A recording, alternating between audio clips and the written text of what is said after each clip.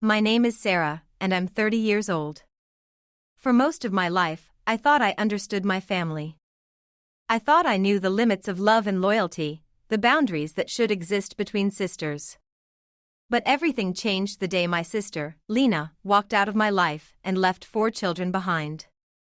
I was 20, fresh out of college, living in a small apartment barely big enough for myself. When Lena came to me that evening, her face pale and tear-streaked, she didn't explain much. She just said, "I can't do this anymore. I can't raise them. You'll have to take them."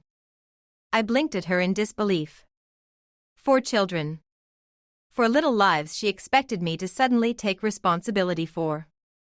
They were my nieces and nephews, ranging in age from 2 to 10. Each of them looked at me with wide, innocent eyes, not understanding that their mother was abandoning them. I wanted to scream. I wanted to refuse. I wanted to tell her she was heartless. But when I looked at the youngest, a tiny boy clutching a stuffed bear, I couldn't say no.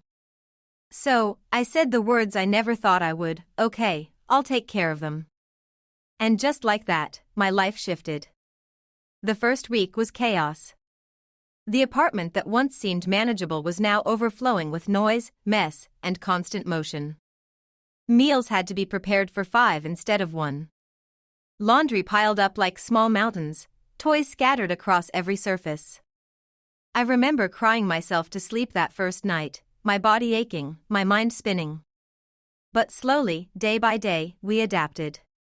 I learned to cook meals that everyone liked, from scrambled eggs for the picky 2-year-old to hearty pasta for the oldest. I learned to soothe tantrums, to bandage scraped knees, to comfort nightmares. And most importantly, I learned to love them. It wasn't easy, and some days were harder than others. But there was a kind of beauty in the chaos.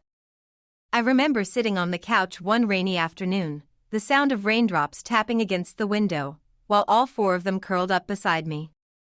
They looked at me with that mixture of trust and dependence that only children give, and I realized I had become their anchor. Years passed. School mornings became a routine dance of breakfast, backpacks, and rushed goodbyes. Bedtime stories became sacred moments, when I could watch their faces soften, their imaginations taking flight before sleep claimed them. I learned every favorite food, every favorite color, every little quirk that made them unique. They became the center of my world, my reason for waking up, my reason for pushing through exhaustion. And in return, they gave me love I had never imagined. But Lena? She was like a ghost. She disappeared from our lives almost entirely. Calls were rare, texts were brief, and when she did visit, it was awkward, tense, as if she had stepped into someone else's life and didn't know how to behave. I never questioned why she left, not deeply. I just focused on the children, on giving them stability and love. And I did it. I built a life for all of us. I went from a single woman struggling to pay rent to a woman running a household, managing school schedules, doctor appointments, birthdays, and every small crisis that life threw our way. I didn't think about what I had lost, only what I had gained. Then, 10 years later, everything exploded. I was 30 now, the children older, self-sufficient in ways I never imagined. The youngest was already in school, the oldest preparing for high school exams. And then Lena walked back into my life. She didn't call or warn me. She didn't send a message or email. She showed up at the door, suitcase in hand, looking like she hadn't aged a day. And before I could even process her presence, she said the words that would turn my world upside down: "You kidnapped my children. I want them back." I froze. For a moment, I thought I had misheard. "Excuse me?" I asked, my voice trembling with disbelief. "You heard me," she said. "I've come to take my kids back. I've reported you. They say you took them without permission. You kidnapped them." I wanted to laugh. I wanted to scream. I wanted to shake her until she understood the truth. But the truth didn't matter. It never mattered when she spoke. 10 years of raising her children, of building their lives, of giving them love and care, meant nothing to her. And for a moment, I felt the weight of it all, the sleepless nights, the endless sacrifices, the years I had given everything, crashed down like a tidal wave. I tried to explain. I told her how she left, how she begged me to take them, how I never refused. But she didn't listen. She couldn't hear me. The accusations escalated.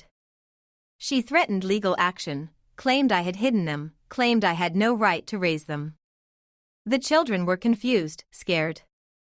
They had no memory of the life before me, no understanding of why their mother now called me a criminal. I saw their fear and anger, their love for me tangled with confusion about her. It broke my heart in ways I couldn't describe. We sat in the living room that night, the children clinging to me, whispering, "Mom, it's okay. We love you." And I realized then that love is not just about biology. It's about presence, consistency, sacrifice, and care. It's about showing up, even when it's hard. And I had shown up every day for 10 years. But the battle was just beginning. Legal threats loomed over us like storm clouds. Friends and family took sides, some quietly supporting me, others silently judging. And Lena, she was relentless. Every phone call, every message, every visit carried a mix of accusation and anger, a relentless pressure I had never experienced before. I began to wonder if love and dedication were enough. Could 10 years of raising children, of being their mother in every way that mattered, stand against her sudden return and accusations? Could I protect the children I had loved since they were toddlers from a mother who had abandoned them, only to return with anger and false claims? And all the while, the children watched. They looked to me for guidance, for protection, for reassurance that everything would be okay. I tried to be strong, but inside, I felt every fear, every doubt, every pang of anxiety. The hardest part was watching Lena try to rewrite history, to convince everyone that I was the villain. And I realized something terrifying: the world doesn't always see truth clearly. People see what they want to see, what's easiest to believe. And the truth, that I had sacrificed 10 years of my life for these children, that I had loved them as my own, might not be enough to protect us. I knew I had to be careful, strategic. I couldn't let anger guide me. I had to think, plan, and act in ways that would protect the children and preserve the life we had built. But at the same time, I couldn't hide my pain, my confusion, my fear. It was all tangled together, a knot of emotions that left me exhausted but resolute. I looked at my nieces and nephews that night as they slept, faces peaceful, unaware of the storm approaching. And I made a silent promise. I would fight for them. I would protect them. I would make sure that no one, not even their biological mother, could undo the life we had built together. But I also knew that the fight would change everything. Our family, as we knew it, would never be the same again. And the question lingered in my mind, a gnawing uncertainty that refused to leave: would love and dedication be enough to hold us together when the world suddenly turned against us? Or would 10 years of sacrifice and devotion crumble under accusations and lies? I didn't know. All I knew was that the next steps, the next decisions, would shape our lives forever. And somehow, I had to be ready for whatever came next. The following weeks were a whirlwind of fear, anger, and disbelief. Every phone call that rang through the apartment made my heart pound. I never knew if it was Lena calling to manipulate, accuse, or threaten. The children sensed the tension, and even though they tried to be brave, I could see it in their eyes: the confusion, the worry, the silent question of whether I could protect them. School became a minefield of questions. Teachers noticed their distracted looks, the quiet whispers during recess, the sudden tears over small things that had never bothered them before. I had to explain to them gently that some people might not understand our story, that sometimes adults act unfairly, but they were safe with me. Even saying the words felt fragile, like glass that could shatter at any moment. The oldest, a girl of 14, came to me one night, her face streaked with tears. "Mom, why would she do this now? Why after all these years?" I held her close, my own heart breaking, wishing I had the perfect answer, the kind of reassurance that would erase her fear. I don't know, sweetie, I admitted, my voice shaking. Sometimes people make choices that hurt others. But no matter what, I am here for you. I won't let anything happen to you. Her eyes searched mine, looking for certainty that I didn't feel. The legal notices started arriving in the mail. Lawyers' letters, official-looking documents, and threatening language that made my stomach twist into knots. I spent hours reading, rereading, trying to understand the implications, trying to figure out how to fight without losing the children I had raised for a decade. I met with my own attorney, a calm woman with a quiet confidence that I clung to like a lifeline. She told me that while Lena had a biological claim, the years of care, love, and stability I had provided could not be dismissed easily. But she also warned me that court battles were unpredictable, messy, and emotionally exhausting. I left her office feeling both relieved and terrified. Relieved that I had someone who understood, but terrified that this could spiral into something I couldn't control. Meanwhile, Lena began showing up unexpectedly. She'd appear at school drop-offs, standing just outside the gate, staring at us with that same unreadable expression. Or she'd call during dinner, her voice icy, demanding, accusing, like she was trying to shake the very foundation of our home. The children began to withdraw, some clinging to me more than usual, others acting out, as if to test whether I could still keep them safe.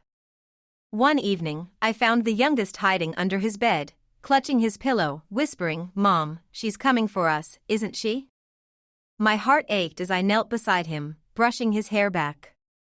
"No, baby," I said softly. "I promise, no one can take you from me. I'm here, and I will protect you." He nodded, but I could see the fear linger, like a shadow in the corner of the room that refused to go away. I realized then that this fight wasn't just about legal documents or accusations. It was about trust, about safety, about the emotional anchor I had spent 10 years building. And that was fragile now, threatened by a woman who had once abandoned them and now demanded to reclaim what she had given up. The older children started asking questions that were harder to answer. "What if she wins?" the 14-year-old asked one night, her voice small and tremulous. I swallowed hard, forcing a calm I didn't feel. "Then we fight," I said. "And even if the world doesn't understand, we hold on to each other. That's what matters." Her hands gripped mine tightly, seeking comfort, seeking certainty, seeking the kind of reassurance only I could give. But I didn't have all the answers.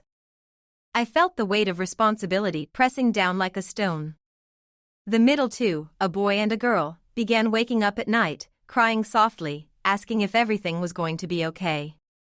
I stayed up with them, rubbing their backs, whispering soothing words, feeling the exhaustion creep into my bones. And yet, there was a stubborn fire inside me, a refusal to let fear control us, a refusal to let Lena's accusations undo a decade of love. We tried to maintain normalcy, but normalcy was elusive. Even simple things, like going to the park or grocery shopping, became exercises in vigilance. Every passerby felt like a judge, every stare felt like a threat. I noticed that the children sometimes glanced toward the entrance, expecting her presence, and my chest tightened every time. The community, once supportive, now seemed divided. Some whispered sympathy, others judgment, and some treated me with cautious distance, as if guilt could rub off by association. I began to document everything, keeping journals, saving messages, recording interactions, not just for legal purposes, but to remind myself that we were real, that our lives, our love, our sacrifices were not imaginary. The tension at home became almost unbearable at times. Arguments flared over the smallest things, homework, chores, bedtime routines, as if the stress had seeped into every corner of our lives. I tried to stay calm, tried to model patience, but the strain was visible, and I knew the children felt it. One afternoon, I caught myself staring at Lena's name on my phone, heart racing, hand trembling. I didn't want to answer. I didn't want to face another confrontation. But ignoring her was impossible. She had begun sending letters directly to the children, small notes filled with guilt-inducing language, suggesting that I had stolen them from her. The oldest showed me one such note, shaking, tears in her eyes. I read it silently, my stomach turning. "Don't believe her," I told the children, trying to keep my voice steady. "Your mother made choices before, and you had no part in that. I've been here, I've loved you, and nothing can change that." They nodded, but their eyes betrayed a worry I couldn't erase. I realized then that the fight wasn't just external, it was internal too. I had to fight for their hearts, not just their safety. I had to reinforce the truth of our life together, without demonizing Lena, without breaking the fragile bonds of love and memory. It was exhausting, and there were days I questioned my ability to handle it. I wondered if the years of sacrifice, the sleepless nights, the endless devotion, would ever be enough to protect the family I had built. And yet, in the quiet moments, when the children laughed, when they clung to me after a nightmare, when they shared secrets or small joys, I felt the strength that love can give. It reminded me why I had said yes 10 years ago. It reminded me that even in the face of accusations, even in the face of fear, our bond was real, unshakable in ways that legal papers could never define. Still, the uncertainty loomed like a storm on the horizon. I didn't know what Lena would do next. Would she go to court? Would she try to take them by force?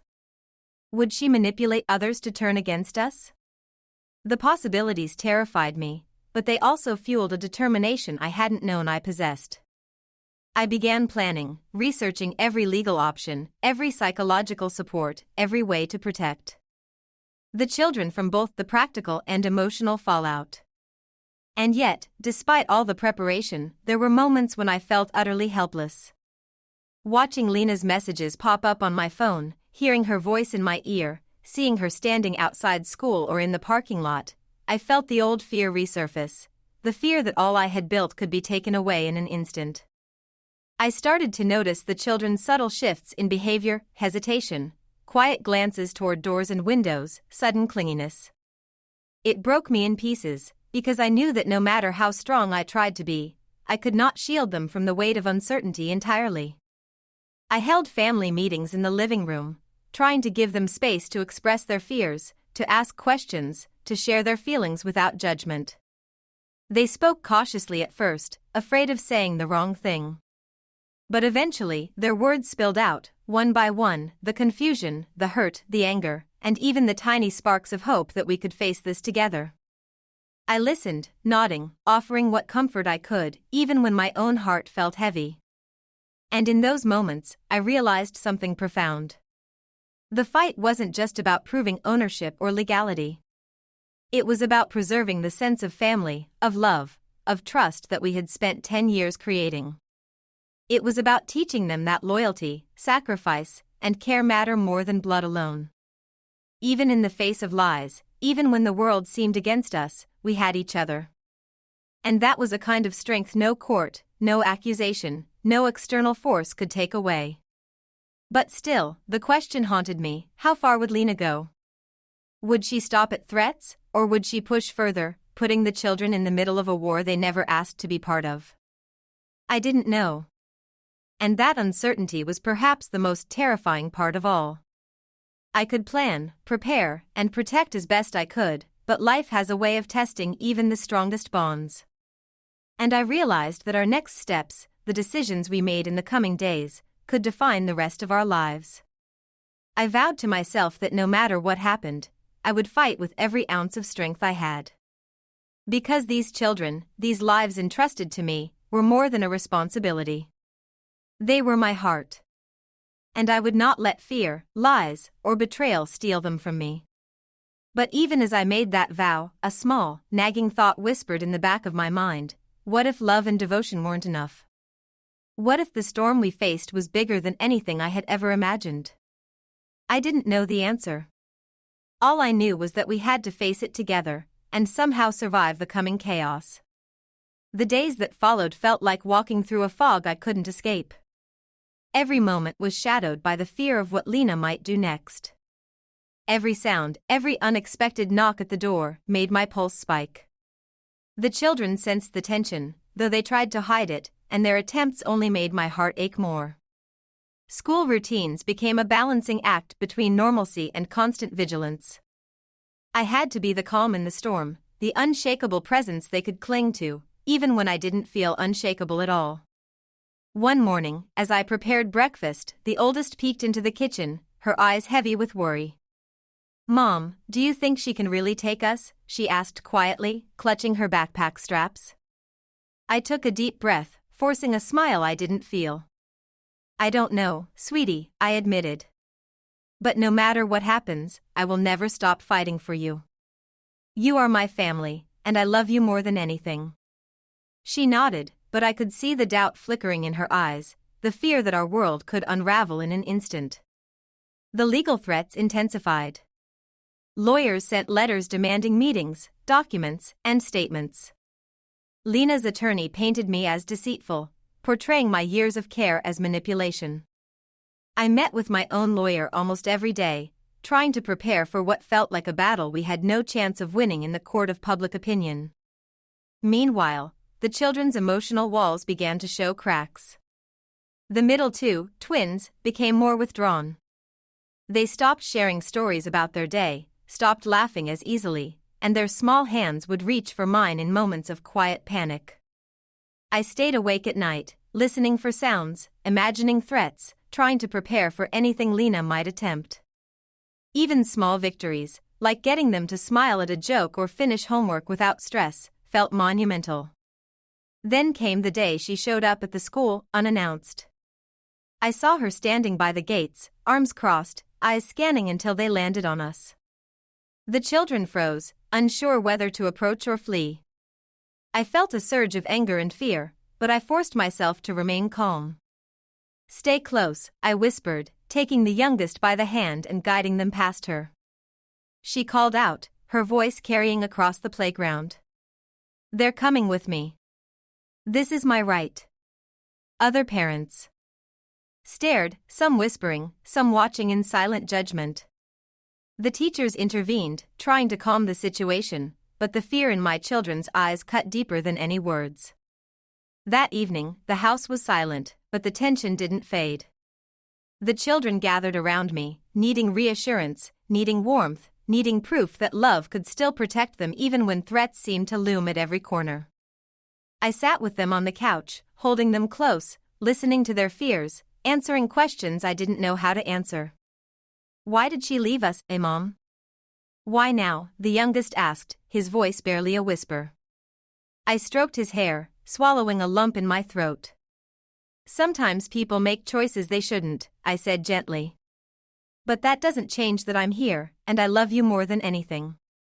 "That will never change." They clung to me, and I realized the depth of responsibility I had taken on, not just for their safety, but for their hearts, their trust, their understanding of what family truly means. Sleep became a precious, fleeting commodity.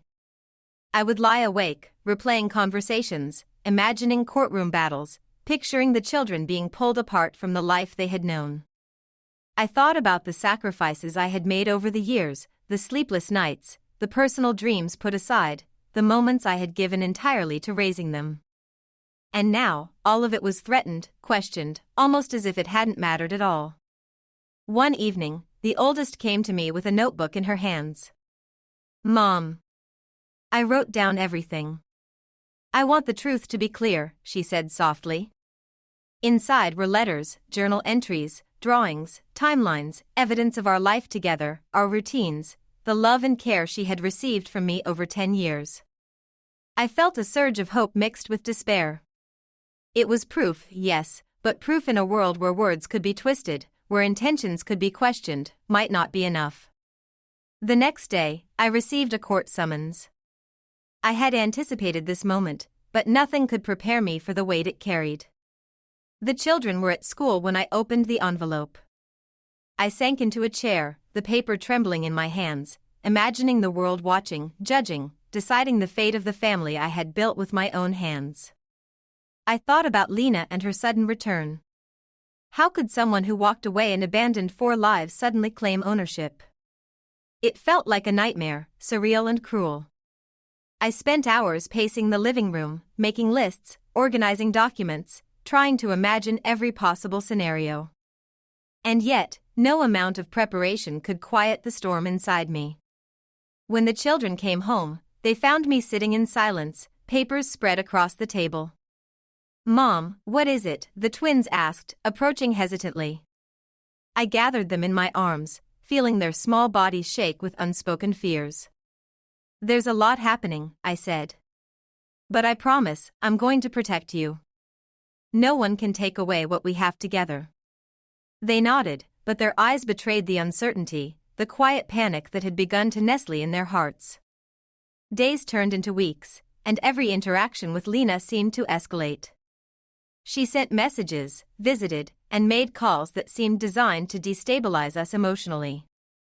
The children began having nightmares. The youngest started sleepwalking, and I would wake to find him in the hallway, murmuring her name in confusion and fear. The older ones struggled in school, their grades slipping, their concentration faltering. I tried to maintain a calm front, but inside I was unraveling. Every day was a test of endurance, of patience, of love strong enough to withstand constant pressure.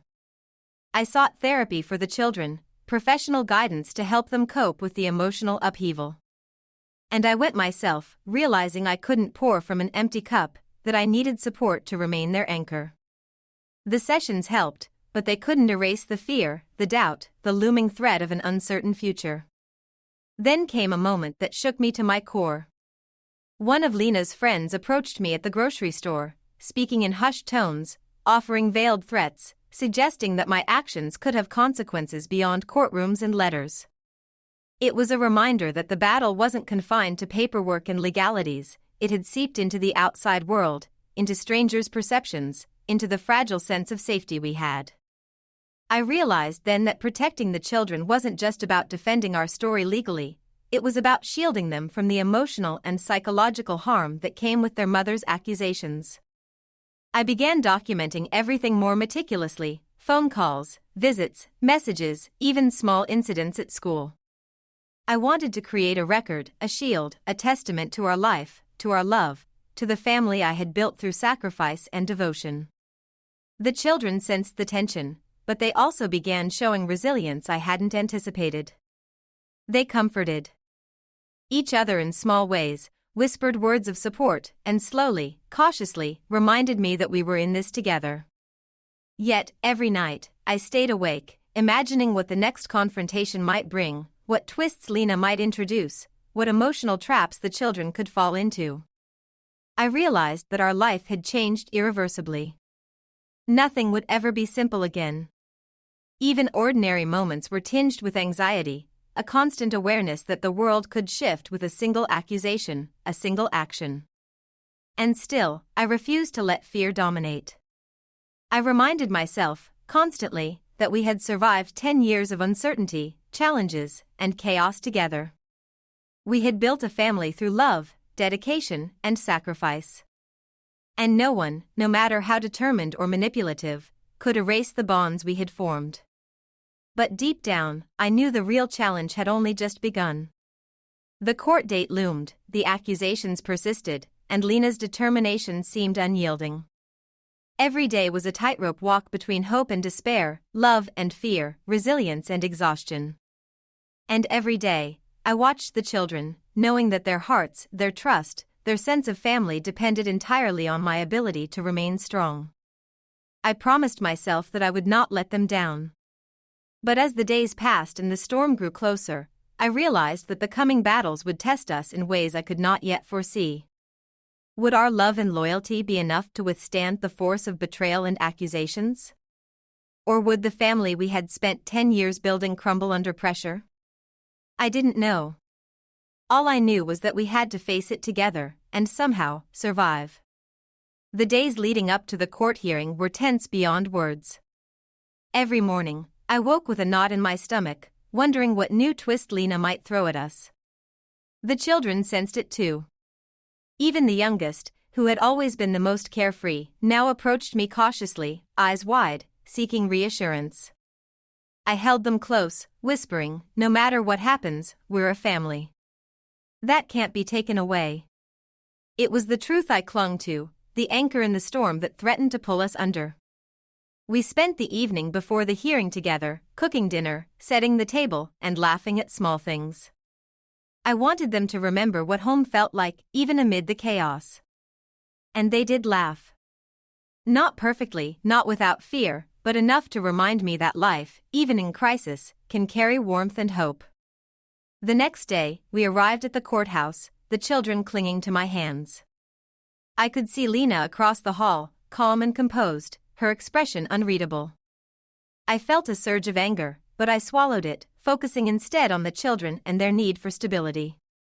The courtroom was intimidating, the atmosphere thick with tension and unspoken judgment. Lena's attorney presented her case with precision, framing me as someone who had withheld her children, who had manipulated circumstances to make herself the primary caregiver. I listened quietly, taking deep breaths, reminding myself that anger would not serve us here. When it was my turn, I spoke simply, honestly, and from the heart. I told the story of those 10 years, of the meals prepared, the homework checked, the scraped knees kissed, the nightmares soothed. I spoke of love, dedication, and sacrifice, of the family we had built together. The judge listened, and I could see a flicker of understanding in their eyes. It wasn't perfect, it wasn't easy, but it felt like the truth was finally being heard. Lena sat silently, her eyes flicking toward the children, and for a moment, I thought I saw a hint of regret, or perhaps confusion. The children sat beside me, hands intertwined, offering small but steadfast reminders that we were a unit, a family that had endured. After hours of testimony and discussion, the judge finally spoke. The decision was measured and thoughtful, acknowledging Lena's biological connection, but also recognizing the years of care, stability, and love I had provided. It was a compromise, a middle ground, and for the first time in months, I felt relief wash over me. The children would remain with me, with scheduled visits arranged so Lena could reconnect responsibly, under guidance, without undermining the stability we had built. It wasn't perfect. It wouldn't erase the fear or confusion of the past months. But it was fair. And it meant that, despite everything, our home would remain our sanctuary. After the hearing, we walked home together, hand in hand, feeling lighter than we had in months. The children chattered about school, friends, and silly jokes, reclaiming pieces of normalcy that had been stolen from them. That night, I tucked each of them into bed, lingering a little longer than usual, feeling the warmth of their trust and love.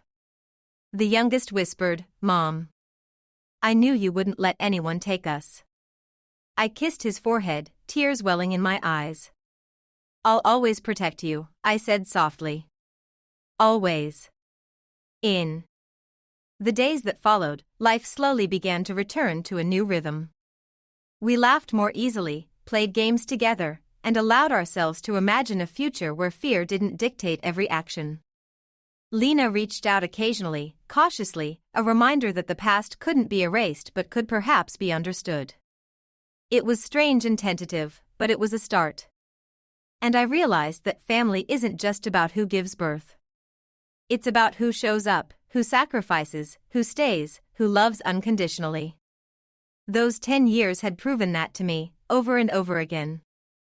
I had built a home on love, and that foundation was unshakable.